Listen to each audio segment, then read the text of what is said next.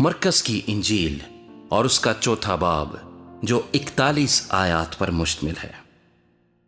वो फिर झील के किनारे तालीम देने लगा और उसके पास ऐसी बड़ी भीड़ जमा हो गई कि वो झील में एक कश्ती में जा बैठा और सारी भीड़ खुश्की पर झील के किनारे रही। और वो उनको तमसीलों में बहुत सी बातें सिखाने लगा और अपनी तालीम में उनसे कहा, सुनो, देखो, एक बोने वाला बीज बोने निकला और बोते वक्त यूं हुआ कि कुछ राह के किनारे गिरा और परिंदों ने आकर उसे चुग लिया, और कुछ पथरीली जमीन पर गिरा जहां उसे बहुत मट्टी ना मिली, और गहरी मट्टी ना मिलने के सबब से जल्द उग आया, और जब सूरज निकला तो जल गया और जड़ ना होने के सबब से सूख गया। और कुछ झाड़ियों में गिरा और झाड़ियों ने बढ़कर उसे दबा लिया और वो फल न लाया। और कुछ अच्छी जमीन पर गिरा और वो उगा और बढ़कर फला, और कोई 30 गुना, कोई 60 गुना, कोई 100 गुना फल लाया। फिर उसने कहा, जिसके सुनने के कान हो वो सुन ले। जब वो अकेला रह गया तो उसके शागिर्दों ने उन 12 समेत उससे इन तमसीलों की बाबत पूछा। उसने उनसे कहा कि तुमको खुदा की बादशाही का भेद दिया गया है, मगर उनके लिए जो बाहर हैं सब बातें तमसीलों में होती हैं, ताकि वो देखते हुए देखें और ना मालूम करें, और सुनते हुए सुने और ना समझें। ऐसा ना हो कि वो रुजू लाएं और मुआफी पाएं।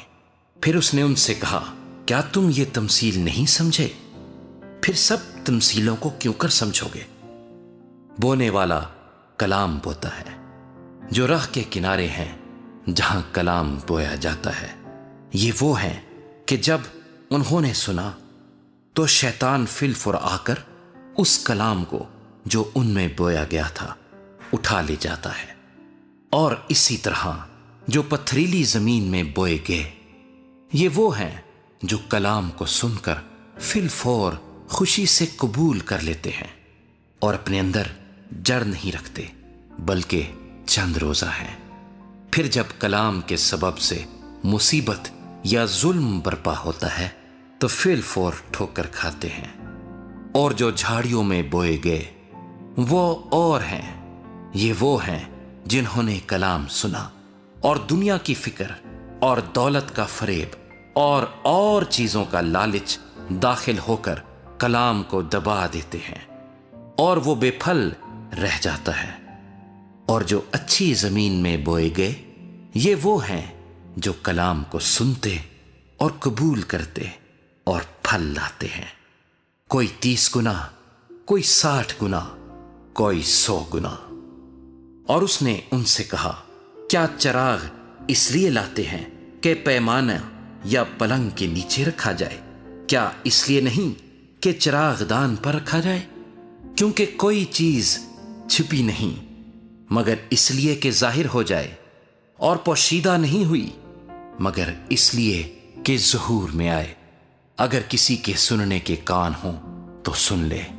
फिर उसने उनसे कहा, खबरदार रहो कि क्या सुनते हो।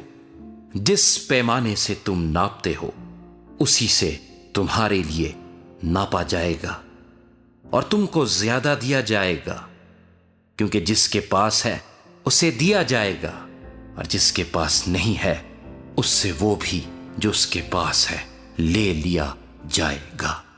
और उसने कहा, खुदा की बादशाही ऐसी है जैसे कोई आदमी जमीन में बीज डाले और रात को सोए और दिन को जागे, और वो बीज इस तरह उगे और बढ़े कि वो ना जाने जमीन आप से आप फल लाती है। पहले पत्ती, फिर बालें, फिर बालों में तैयार दाने। फिर जब अनाज पक चुका तो वो फिलफुर दरांती लगाता है, क्योंकि काटने का वक्त आ पहुंचा। फिर उसने कहा कि हम खुदा की बादशाही को किससे तशबीह दें और किस तमसील में उसे बयान करें।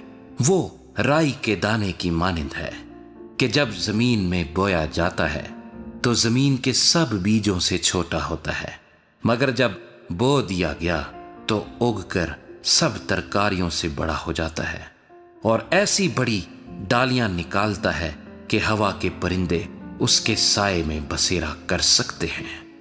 اور وہ ان کو اس قسم کی بہت سی تمثیلیں دے دے کر ان کی سمجھ کے مطابق کلام سناتا تھا، اور بے تمثیل ان سے کچھ نہ کہتا تھا، لیکن خلوت میں اپنے خاص شاگردوں سے سب باتوں کے معنی بیان کرتا تھا۔ اسی دن جب شام ہوئی تو اس نے ان سے کہا، آؤ پار چلیں، اور وہ بھیڑ کو چھوڑ کر اسے جس حال میں وہ تھا کشتی پر ساتھ لے چلے، اور اس کے ساتھ اور کشتیاں بھی تھیں۔ تب بڑی آندھی چلی اور لہریں کشتی پر یہاں تک آئیں کہ کشتی پانی سے بھری جاتی تھی، اور وہ خود پیچھے کی طرف گدی پر سو رہا تھا۔ پس انہوں نے اسے جگا کر کہا، اے استاد، کیا تجھے فکر نہیں کہ ہم ہلاک ہوئے جاتے ہیں؟ اس نے اٹھ کر ہوا کو ڈانٹا اور پانی سے کہا، ساکت ہو، تھم جا۔ بس ہوا بند ہو گئی اور بڑا امن ہو گیا۔ پھر ان سے کہا، تم کیوں ڈرتے ہو؟ اب تک ایمان نہیں رکھتے؟ اور وہ نہایت ڈر گئے اور آپس میں کہنے لگے، یہ کون ہے کہ ہوا اور پانی بھی اس کا حکم مانتے ہیں؟